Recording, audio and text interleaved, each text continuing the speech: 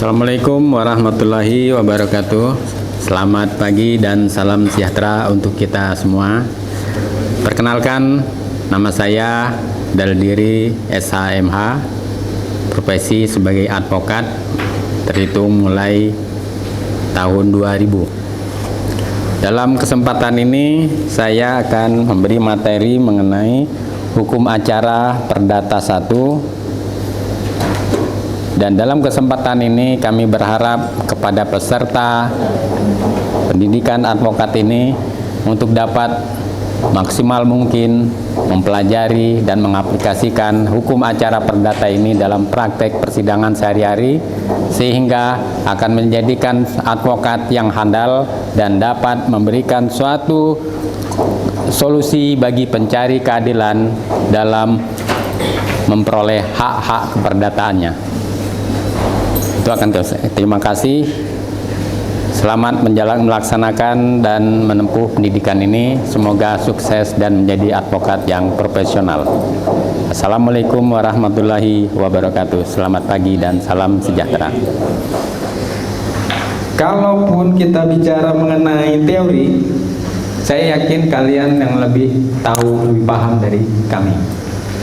Kenapa? Saya belajar ini tahun 92. Hukum perdata, acara perdata itu 92, 93, 94.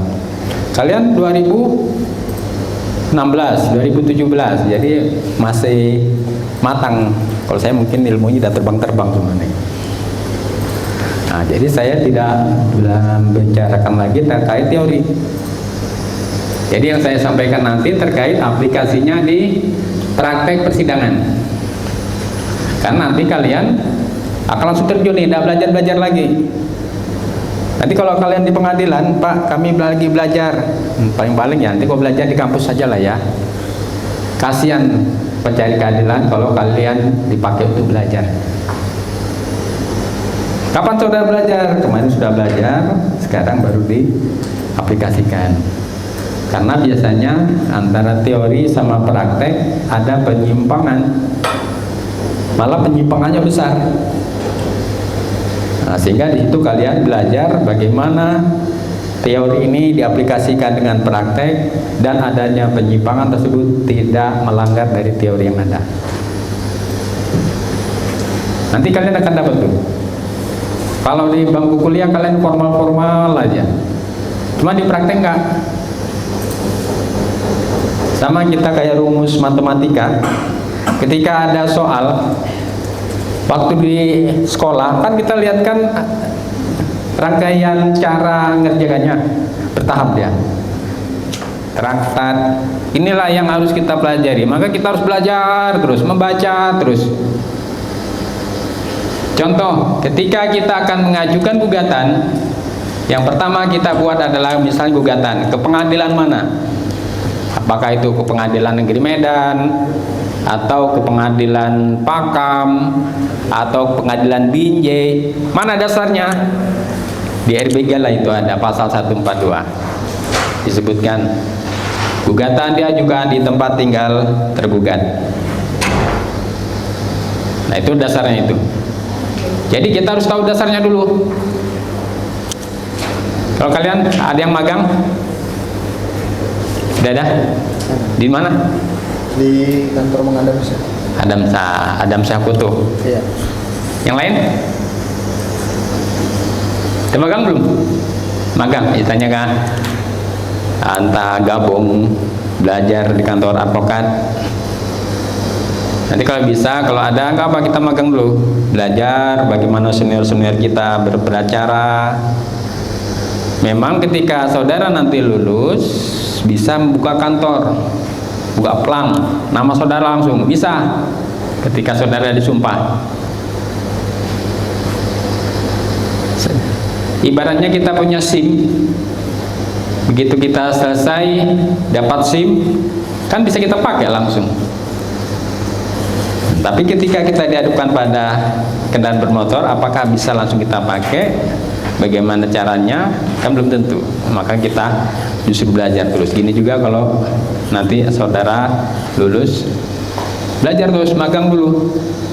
Bagaimana senior-senior kita praktek ketika kita sudah mampu membuat gugatan, kemudian menjawab baik di pengadilan negeri, di TUN, baru kalian buka kantor. Jangan ketika begitu dapat langsung maju. Kasihan nanti masyarakat pencari keadilan yang ingin memperoleh haknya. Karena keterbatasan kita, maka mereka tidak memperoleh hasil yang maksimal terkait hak-hak mereka. Nah, ini prinsip. Kalau saya terjemahkan, kita beracara di perdata, ini kan ada konflik antara dua orang atau lebih, masing-masing dia menggunakan suatu jasa pengacara. Hakim, dia pihak ketiga yang bersifat netral yang memutus. Jadi kita, bagaimana kita mempengaruhi hakim agar percaya dengan alasan-alasan yang kita buat. Kita datang pihak penggugat. Bagaimana kita mempengaruhi hakim dengan alasan yang kita buat agar ketika dia membaca gugatan yang kita buat sudah tergambar di kepalanya. Oh, ini masalahnya. Sebaliknya tergugat gitu juga.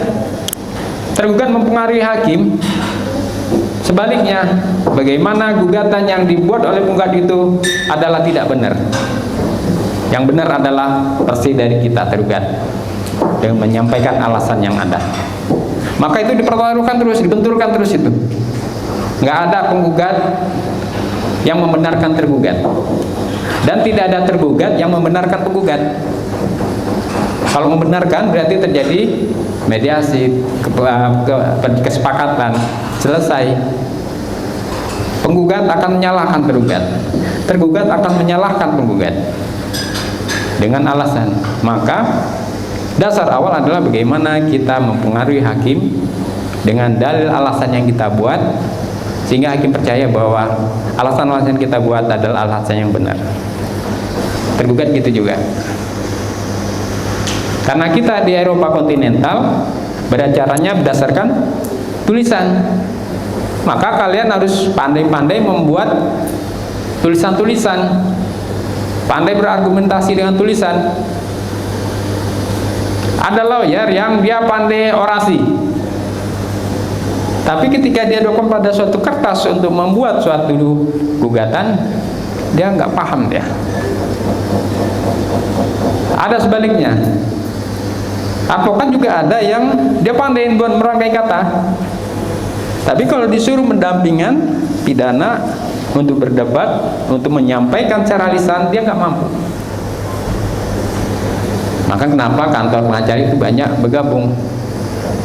Dia harus lihat, oh ini untuk konsepnya bagus. Kalau yang satunya, oh ini badannya besar, suaranya berat, seram. Oh ini untuk pidana ya. Jadi begitu orang lihat dan takut dia nih. Ada juga yang dipakai dia tidak untuk ngomong apa-apa, hanya badannya aja. Setiap datangnya orang dibilang, kau jangan ngomong ya. Oh dia menjabat kacamata hitam.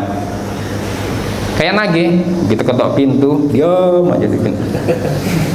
Yang ngomong datang, Bu, ini sesuai ini ada belum bayar begini. Dia bukan takut dengan yang ngomong, yang aku yang gini-gini diam. Walaupun ketika buka kacamata ngomongnya melambai, nggak peduli. Nah itu makanya tim. Makanya ketika kita buat gugatan, bagaimana begitu membaca, hakim tahu. Tidak semua teori sama praktik sejalan, ada penyimpangan. Tapi bagaimana mensinkronkan? Orang yang paling tahu, yang paling pintar, yang banyak dikejar itu adalah pengacara dibanding yang lain. Yang pertama dia wartawan, karena serba tahu. Coba kita kok nggak baca koran kan, nggak tahu kita, berarti dia lebih tahu. Tapi di ahli hukum, di bagian hukum, pengacara yang paling menguasai dibandingkan polisi, jaksa atau hakim. Kenapa? Karena pengacara harus memulai dari awal sampai akhir. Polisi dia hanya mulai awal penyidikan. Selesai penyidikan, penuntutan serahkan ke jaksa. Ketika kita tanya, sudah bukan kewenangan saya, itu dari kejaksaan, silakan koordinasi dengan kejaksaan. Kecuali penyidikan, nanti penyidikan masih saya. Setelah penyidikan, kita nggak lagi komunikasi dengan polisi. Apakah kita hanya sebatas polisi aja? Enggak, kita kejaksaan juga. Kita tanya, gimana ini nih? Oh, udah dilimpahkan ke pengadilan, tinggal nunggu persidangan. Kita harus ikutin di persidangan juga. Malah ditahan pun kita ikutin. Jadi kita dari A sampai Z kita yang menguasai. Maka kalau kalian ingin jadi polisi, jadi jaksa, jadi hakim, bagus belajar di kantor pengacara. Kenapa ilmunya semuanya dapat? Misalnya perdata khusus terkait uang prestasi. Khususnya apa? Untuk mewakili kepentingan hukum pemberi kuasa selaku penggugat dalam mengajukan gugatan uang prestasi terhadap apa namanya? Jaki terhadap Jaki yang telah prestasi sesuai perjanjian nomor sekian tanggal sekian di Pengadilan Negeri Medan. Nah, itu khususnya. Yang saya minta, yang penggugat minta. Penggugat minta ganti ruginya, Pak.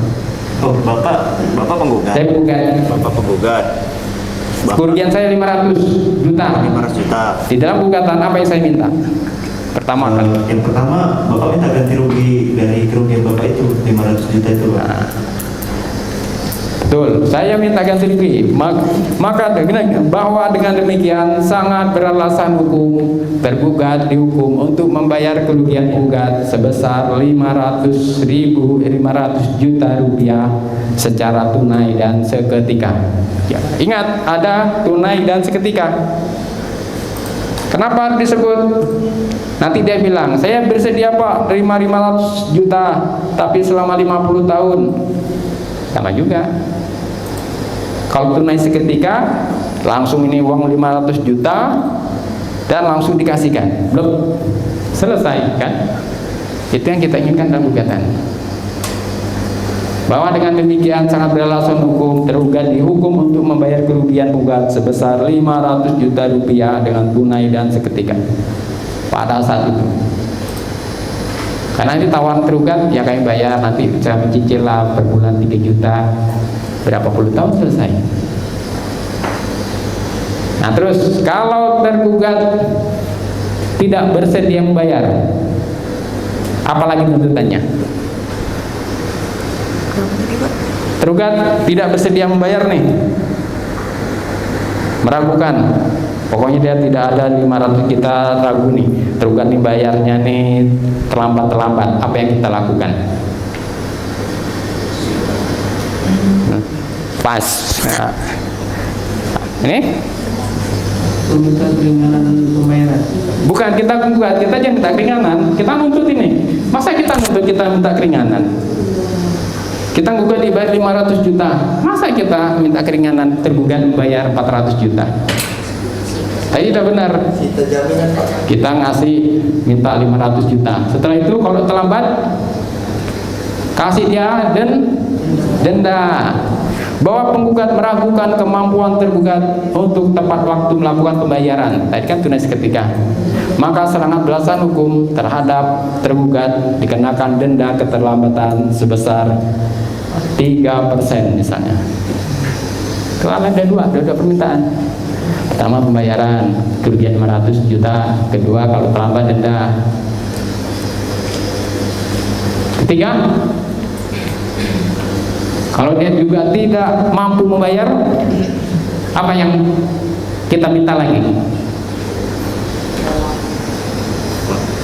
Sampai kau ya?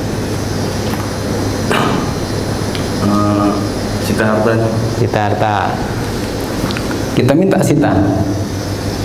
Bahwa penggugat sangat meragukan kemampuan tergugat untuk melakukan pembayaran 500 juta, sehingga sangat beralasan hukum terhadap aset-aset tergugat dijadikan jaminan, menjadikan sita jaminan dan guru konservator Islam. 3 itu kita minta. Nanti ada di dalam soal, nanti kalian sebutkan itu, jangan ngasih keringanan. Kalau keringanan itu permohonan dari tergugat, kita penggugat ini. Nah, jadi saya ulangi lagi, tadi sudah kita sebutkan identitas pemberi kuasa, penerima kuasa, kemudian siapa yang kita gugat. Dengan ini mengajukan gugatan terhadap imam. Ya. Nah, jadi pertanyaannya, apakah bisa yang tergugat melakukan tuntutan balik gitu? Karena ada sinkron. Di dalam hukum acara ada namanya gugatan rekonvensi, gugatan balik. Idealnya gugatan itu diajukan satu persatu. Cuma karena ada asas peradilan cepat, murah dan ringan, maka di dalam menjawab tergugat juga bisa mengajukan gugatan balik, namanya rekonvensi. Nah, di situ sama, gantian dia bertindak sebagai penggugat, cuma disebut sebagai penggugat rekonvensi. Tadinya tergugat. Jadi tadinya di dalam konvensi namanya, kalau ada rekonvensi, alat yang pertama itu namanya konvensi, penggugat asal. Penggugat asal disebut juga dengan penggugat konvensi. Ketika dalam rekonvensi, maka dia disebut sebagai penggugat rekonvensi. Di dalam praktek ditulis penggugat konvensi, biasanya tulis penggugat DK. Nanti kalau kalian baca-baca konsep, ada tulisan penggugat DK, artinya penggugat dalam konvensi. Garis miring tergugat DR, artinya tergugat dalam rekonvensi. Jadi yang dibicarakan sekarang kalau rekonvensi adalah antara penggugat rekonvensi dan tergugat rekonvensi. Tergugat dalam konvensi, tergugat asal, disebut tergugat DK. Tapi dalam rekonvensi nanti disebut sebagai penggugat dalam rekonvensi. Dalam praktik disebut penggugat DR. Jadi jangan asal gugat aja, kita pikirkan juga. Kapan itu kita bisa meramu tersebut? Pada saat klien datang, kita diskusi. Apa perbuatan yang telah tergugat lakukan? Kan cerita nih. Dia nggak bayar begini. Tanya juga, apa kesalahan yang pernah dilakukan? Ada nggak menerima pembayaran, menerima ini. Di situ kita ramu. Kita tidak membuat surat perjanjian itu dalam bentuk tulisan. Jadi perjanjian itu dalam bentuk lisan aja gitu. Jadi untuk membuktikan bahwasanya dia melanggar perjanjian itu gimana Pak ya? Dan perjanjian itu tidak ada bukti ataupun saksi gitu. Terima kasih. Jadi di dalam hukum perjanjian ada dua bentuk, secara lisan dan secara tertulis. Memang perbedaannya adalah terhadap pembuktian. Perjanjian lisan cenderung akan susah dibuktikan daripada perjanjian tertulis. Makanya kenapa di dalam suatu perjanjian berupaya akan dibuat secara tertulis. Kenapa? Biar kita mengetahui apa hak dan kewajiban. Jadi sebelum buat perjanjian, kita sudah pelajari perjanjian, apa hak-haknya dan apa kewajibannya, sehingga kita mengetahui ini perjanjian ini berimbang, ini perjanjian ini tidak berimbang. Kalian pun kalau nemui perjanjian, nanti kalian pelajari dengan benar. Datang orang ke saudara, Pak ini ada perjanjian Pak, gimana?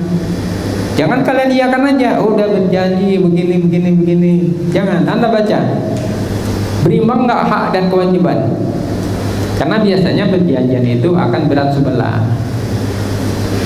Mereka yang mengonsep perjanjian biasanya haknya lebih besar daripada mereka yang menerima perjanjian. Itu sudah umum terjadi. Ampunannya itu rumah si kakak, karena nama kakak yang udah jelek untuk meminjam uang ke bank itu Pak. Singkat ceritanya, pada saat waktunya membayar cicilan, mereka telah membayar dikarenakan si kakak yang tidak ada uang untuk membayar cicilan tersebut. Sebelumnya mereka sepakat untuk membagi uang tersebut dan uang cicilannya dengan si kakak yang lebih banyak membayar sedangkan si adik itu Pak. Karena hal ini pula mereka jadinya berantem. Karena sudah lebih dari waktu cicilan yang diberi, pihak Bank Mandiri pun datang untuk memberikan kabar bahwasanya ambunan tersebut yang mana itu adalah sertifikat rumah si kakak akan dilelang sebesar 250 juta rupiah. Tibalah saat rumah tersebut dilelang dan sudah dapat pemenang lelangnya, si kakak yang merasa dirugikan karena harga rumah tersebut saat dilelang oleh Bank Mandiri tidak sesuai, menggugat si adik sebagai tergugat 1 dan Bank Mandiri tergugat 2 dan pemenang lelangnya sebagai turut tergugat. Apakah mungkin jika posisi si adik yang mana beliau adalah tergugat 1 untuk menggugat kembali si kakak untuk memakai gugatan terkonvensi tersebut? Terima kasih. Itu yang ngelelang bank kan. Jadi di dalam suatu perjanjian ketika di perbankan terkait dengan Bank Mandiri ada suatu perjanjiannya. Di situ ada pihak-pihaknya. Pihak bank, pemberi kredit, pihak kedua penerima, dan ada tidak pihak penjamin. Biasanya ada itu.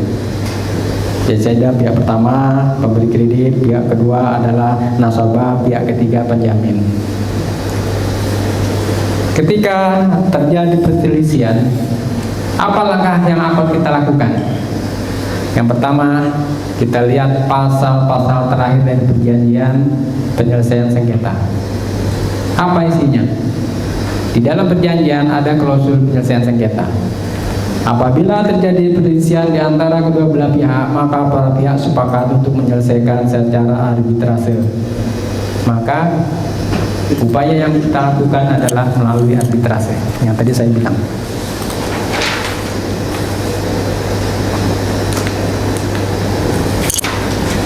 Kalau dalam perjanjian kalian pelajari ini dulu. Di dalam perjanjian itu pasal-pasal terakhir perjanjian. Apa yang disepakati itu yang dilakukan. Saya dulu pernah menerima kasus itu PSSI. Penyelesaian sengketanya arbitrase tapi di Swiss. Kami sebagai tergugat mewakili PSSI pusat. Begitu saya baca perjanjian perselisihan melalui arbitrase di Swiss. Saya lagi mewakili si Arifin apa? Kota PSSI yang dulu, Pak Johar Arifin. Saya mewakili kuasa dapat dari beliau dari PSSI. Kami eksepsi. Pengadilan Negeri Medan tidak berwenang untuk menyelesaikan perkara akuo karena sesuai dengan perjanjian yang ada, maka penyelesaian dilakukan secara arbitrase peradilan di Swiss, sehingga yang berwenang adalah secara arbitrase di Swiss. Eksepsi itu diterima.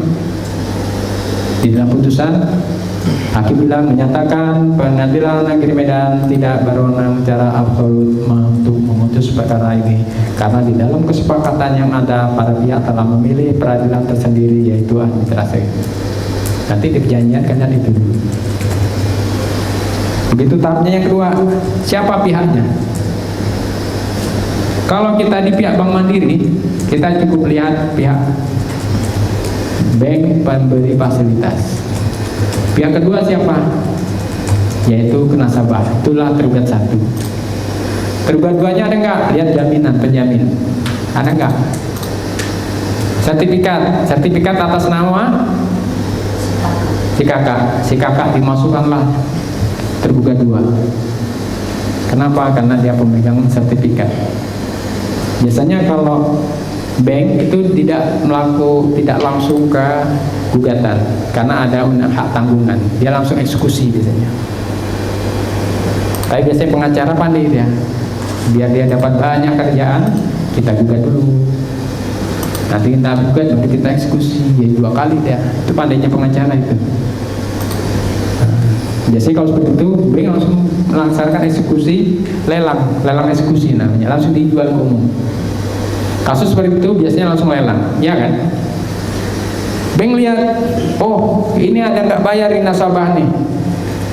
Kemarin fasilitas kredit udah dipegang dengan undang-undang HT, undang-undang hak tanggungan. Irahnya adalah demi keadilan berdasarkan ketuhanan yang Maha Esa. Dia ajukanlah permohonan lelang eksekusi. Dilelang, dapatlah sudah ada pembeli lelang. Jadi ketika ada yang keberatan terhadap proses lelang, misalnya rendahnya harga jual, itu bisa melanjut gugatan terhadap mereka yang mengajukan lelang. Siapa? Bank. Lelangnya melalui apa? Melalui KPKNL. KPKNL itu kedua. Ada nggak pembeli lelang? Ada. Ketiga. Itu yang sebagai pihak.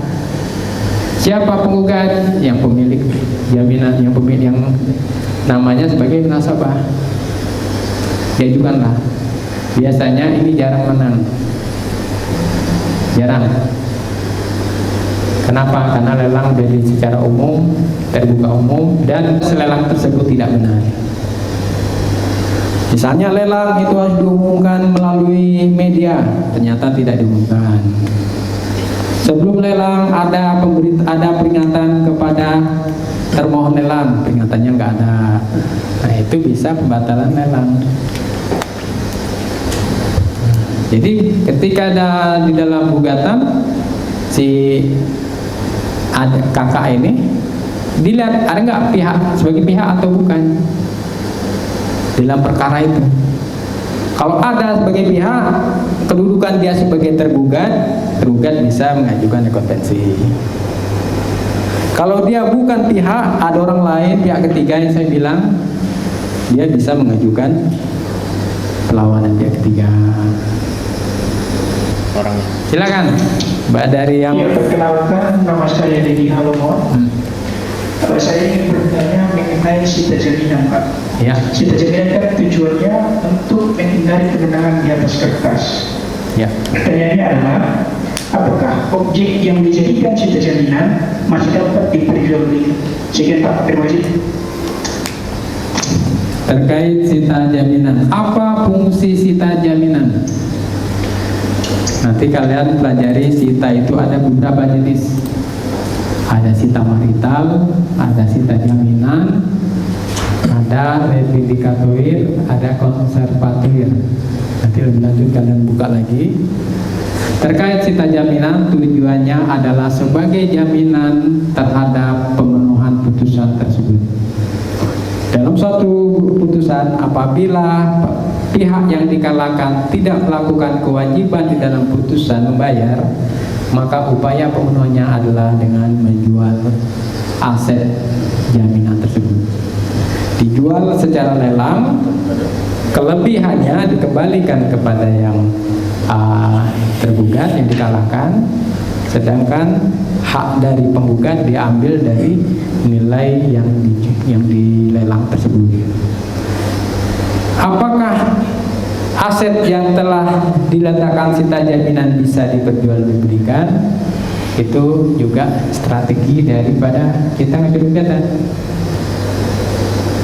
Kalaulah kita ajukan gugatan, setelah itu langsung begitu sidang, nggak lama kita mohonkan untuk diletakkan sita jaminan, dan pengadilan menerima permohonan tersebut, maka setelah sita dilakukan, objek tanah tersebut tidak dapat dialihkan, dan pengalihan itu merupakan tindak pidana. Pembelinya juga membeli jaminan. Jadi terhadap jaminan itu tidak bisa dialihkan, dijual belikan.